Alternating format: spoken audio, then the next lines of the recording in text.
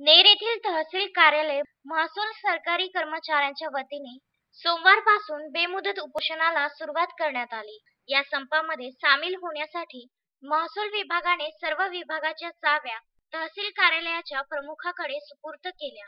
प्रशासनाकडून प्रलंबित असलेल्या 16 मागण्या निकाली काढण्यासाठी उपोषणाला बसले आहेत, असे महसूल सरकारी कर्मचाऱ्यांकडून सांगण्यात आले। विनोद फोपसे हे उपोषणात सामील न झाल्यामुळे आम्ही सर्व महसूल सरकारी कर्मचारी त्याचा जाहीर निषेध करतो।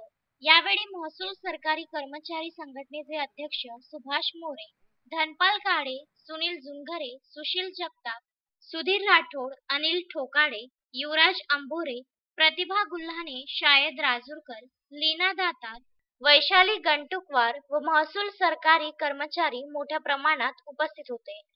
लंबित असलेल्या मागण्याबाबत 4 एप्रिलपासून बेमुदत संपावर महसूल कर्मचारी संघटना नेरतर्फे सर्व कर्मचारी व महिला कर्मचारी, चतुर्श्रेणी कर्मचारी, कोतवाल संघटना या सर्व बेमुदत संप करत आहे। चतुर्श्रेणी कर्मचारी यांना 25% वरून 50% पदोन्नती देण्यात यावा।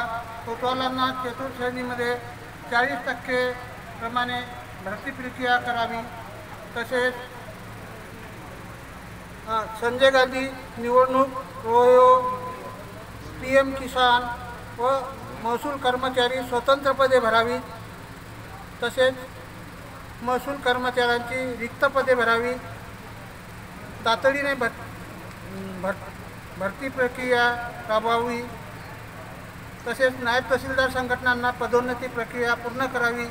या सर्व मागण्याकरता महसूल कर्मचारी व तहसील कार्यालय नेरतर्फे सगळे कर्मचारी बेमुदत संपावर आहेत।